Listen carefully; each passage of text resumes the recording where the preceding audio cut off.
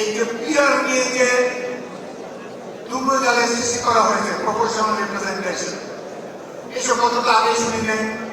জুলাই আগস্টের সেই গণবিপ্লবের সময় শুনি নাই, গণ অভ্যুত্থানের সময় শুনি নাই, আগেও কখন শুনি নাই।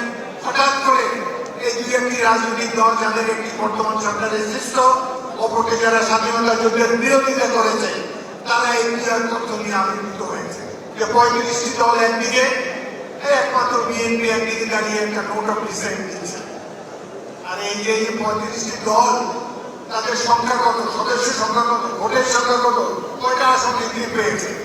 আর বিএনপি চারবার রাষ্ট্র ক্ষমতা গিয়েছে জনগণের অখণ্ড সমর্থন নিয়ে।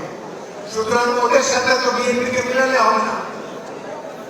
অদ্ভুত এক ঘটনা সাম্প্রতিককালে আগামী কয়েকদিনের মধ্যে ঘটতে যাচ্ছে। সেটি হলো, সারা পৃথিবীতে সংবিধান সংশোধন করে নির্বাচিত প্রতিনিধিরা, কিন্তু বাংলাদেশে একদল অনির্বাচিত লোক, যারা কেউ আমেরিকা থেকে এসেছে, কেউ লন্ডন থেকে এসেছে, বিভিন্ন দেশ থেকে এসেছে, যারা এই 17 বছরের সংগ্রামে কোনো অংশগ্রহণ নাই, জুলাই আগস্ট বিপ্লবে কোনো অংশগ্রহণ নাই, তারা বাংলাদেশের সংবিধানকে ছুঁড়ে ফেলে দিতে চায়। এই সংবিধান শহীদ জিয়ার নেতৃত্বে যে সশস্ত্র বিপ্লব হয়েছে, সেই বিপ্লবের ফসল 1972-এর সংবিধান। এটি আওয়ামী লীগের সংবিধান নয়। এই সংবিধানে প্রত্যেকটি রাজনৈতিক দল যারা ক্ষমতায় এসেছে সবাই সংশোধন করেছে। এখনো তো সংশোধন করার রাস্তা খোলা আছে। কেন মুক্তিযুদ্ধের মাধ্যমে অর্জিত এই সংবিধানকে ছুড়ে ফেলে দিতে হবে? আমরা প্রতারক নয়। সারা পৃথিবীতে সংবিধান সংশোধন করে নির্বাচিত প্রতিনিধিরা, কিন্তু আমাদের কাছে যে জুলাই সনদ পাঠানো হয়েছে বিএনপির কাছে, সেখানে আমরা দেখতে পাচ্ছি এই সনদে সই করা মাত্র বিদ্যমান সংবিধান পরিবর্তিত হয়ে যাবে, অ্যামেন্ডেড হয়ে যাবে। পৃথিবীর ইতিহাসে এর কোনো দ্বিতীয় উদাহরণ নেই।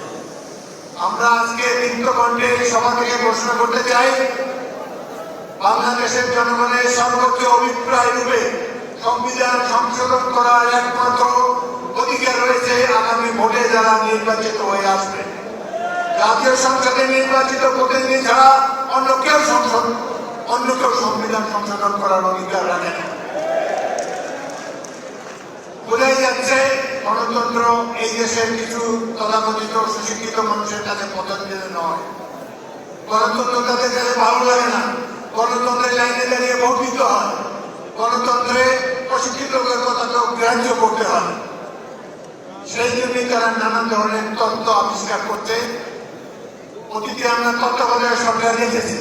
আমাদের সরকার 15 ফেব্রুয়ারিতে আমরাই প্রবর্তন করেছিলাম তত্ত্বাবধায়ক সরকারে। এই দেশবাসী অভ্যস্ত যে 3 মাসের একটা তত্ত্বাবধায়ক সরকার আসবে, একটি নিরপেক্ষ নির্বাচন হবে, জনগণ যাকে খুশি তাকে ভোট দিয়ে আবার রাষ্ট্র ক্ষমতায় বসাতে পারবে। কিন্তু এই অবস্থায় এখন পরিবর্তন চায় অনেকে। এই যে পিয়ার নিয়ে যে দুর্বজালের সৃষ্টি করা হয়েছে, প্রপোর্শনাল রিপ্রেজেন্টেশন, এসব কথা তো আগে শুনি নাই। জুলাই আগস্টের সেই গণবিপ্লবের সময় শুনি নাই, গণ অভ্যুত্থানের সময় শুনি নাই, আগেও কখন শুনি নাই। হঠাৎ করে এই দুই একটি রাজনৈতিক দল যাদের একটি বর্তমান সরকারের সৃষ্ট, অপরকে যারা স্বাধীনতা যুদ্ধের বিরোধিতা করেছে, তারা এই পিয়ার তথ্য নিয়ে আবির্ভূত হয়েছে। দেশের জনগণ এতবার ভোট দিয়েছে, কখনো তো ভোট সিদ্ধান্ত নেয়নি। জনগণের উপরে আস্থা রাখুন। এইভাবে নানা ধরনের এরিস্টোক্রেটিক কথাবার্তা বলে সাধারণ মানুষের জীবনকে বিলম্বিত করবেন না। আমরা লক্ষ্য করছি, ঘোষণা দেওয়া হয়েছে ফেব্রুয়ারিতে নির্বাচন হবে।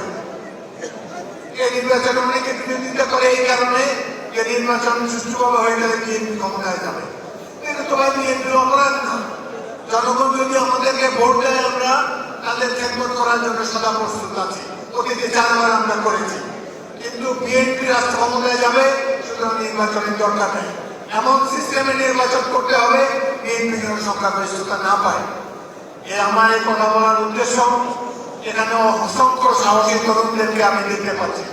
আপনারা যখন এই মিলনায়তন থেকে বাইরে যাবেন, বাড়িতে যাবেন, নিজের গ্রামে যাবেন, শহরে যাবেন, জনগণকে বোঝাবার দায়িত্ব আপনাদেরকে নিতে হবে।